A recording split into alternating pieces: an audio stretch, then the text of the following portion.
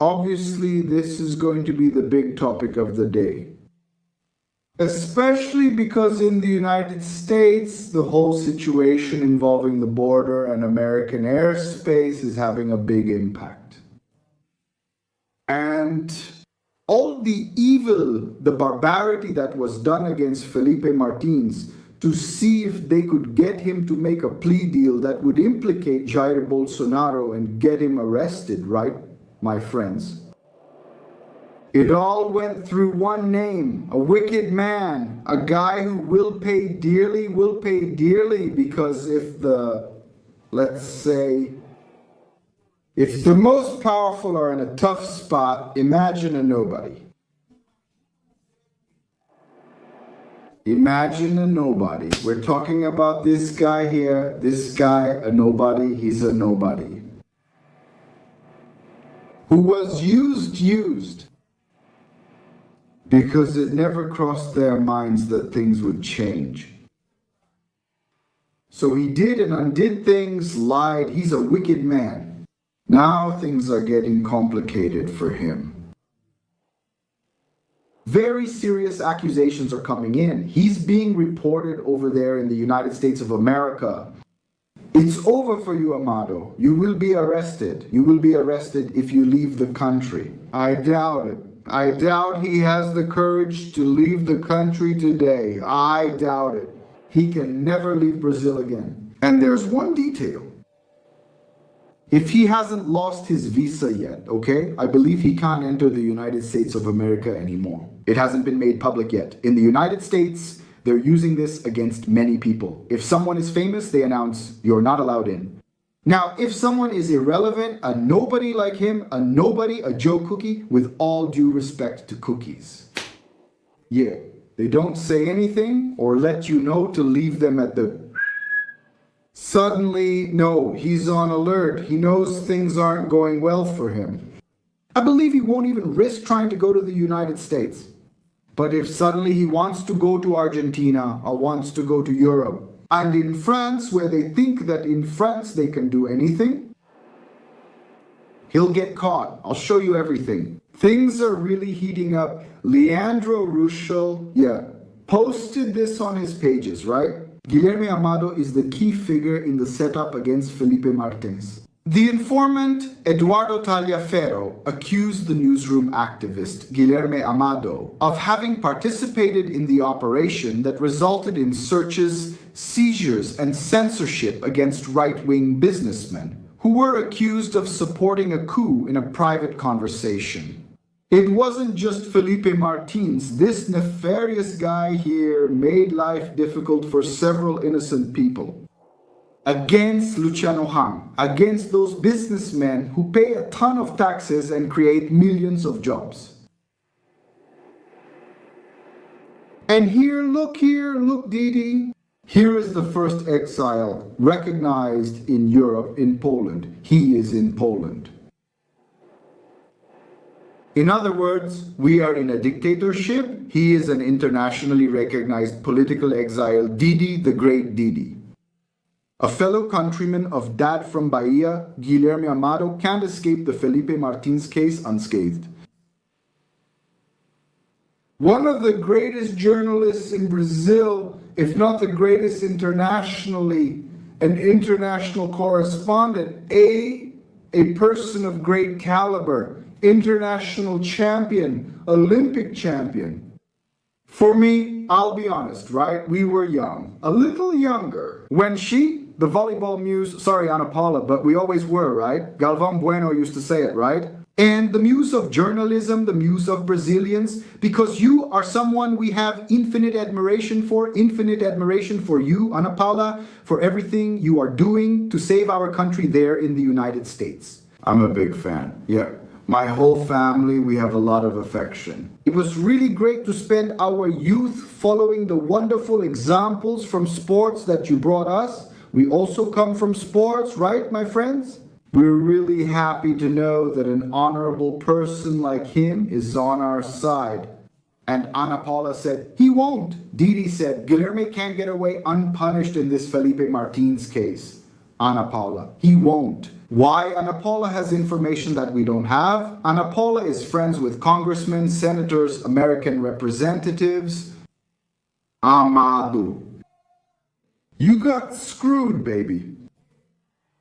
Finishing up, right? From Leandro Ruscio. According to Tagliaferro, Amado would have received the screenshots of the conversation from a Partido dos Trabalhadores activist. And his article was the only element used by Moraes to open an investigation against the businessmen before the 2022 election.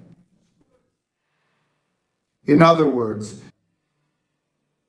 outrage in the electoral process. About the voting machines, my friends, many people talk about it, but it wasn't that much. That wasn't the problem. Of course, we wanted a vote count and everything else. But the problem was the censorship, the atrocities, where you couldn't say anything against the guy. And he's the guy most mired in the mud of corruption in world history, which is Lula.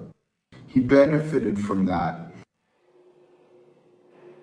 Because it was the media. Those artists we're seeing today, taking truckloads of Brazilians' money, lying 24 hours a day. Your article was the only element used to open an investigation. The whistleblower also claims to have prepared a report after the incident, whose date was allegedly changed to make it look like it was before Moraes' decision.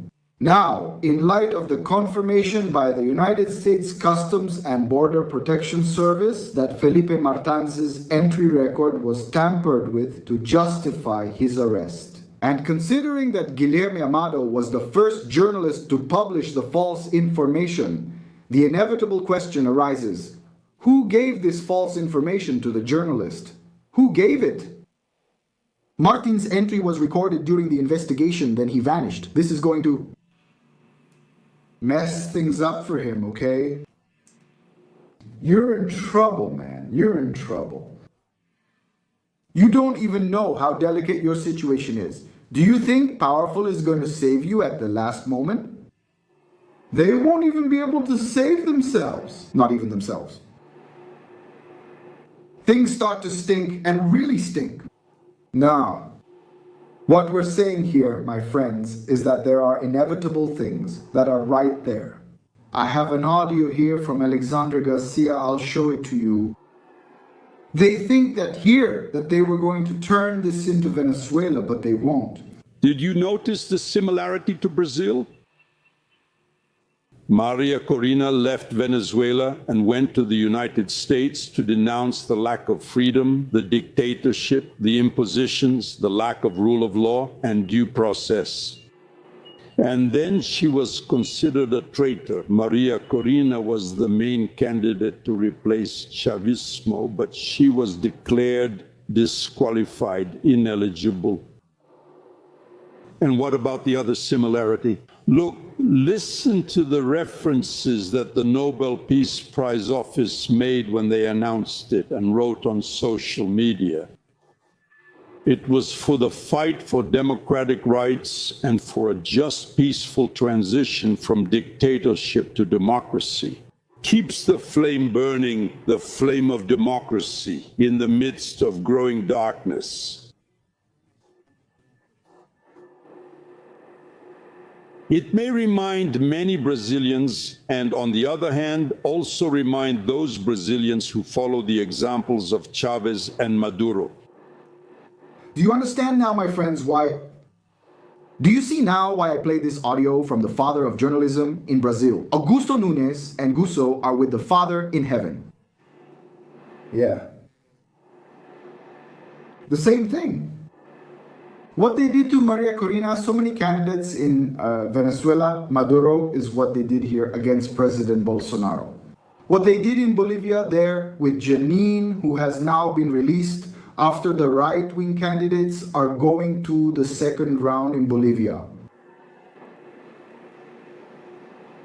So do you believe it? Of course. We are in a dictatorship. It's a difficult time and all. We've been insisting on this point for a long time here. You hear in those places, which are being paid by the government, that know that there's democracy. It's beautiful and wonderful here. But everything in life, right, has an ending point. There comes a time when it ends. This situation is ending, though it's tough to accept. They are very cruel. Communists, they have absolutely no mercy for anyone. Look at history. Over 100 million people killed by communism. Do you think they'd show mercy? It's about power. They can't, under any circumstances, hesitate at this moment. Because then it will become even more obvious. If they hesitate now, what happens? They'll only bring about their own end sooner. So they have to prolong this as much as possible. But it will come, it will come, it will come.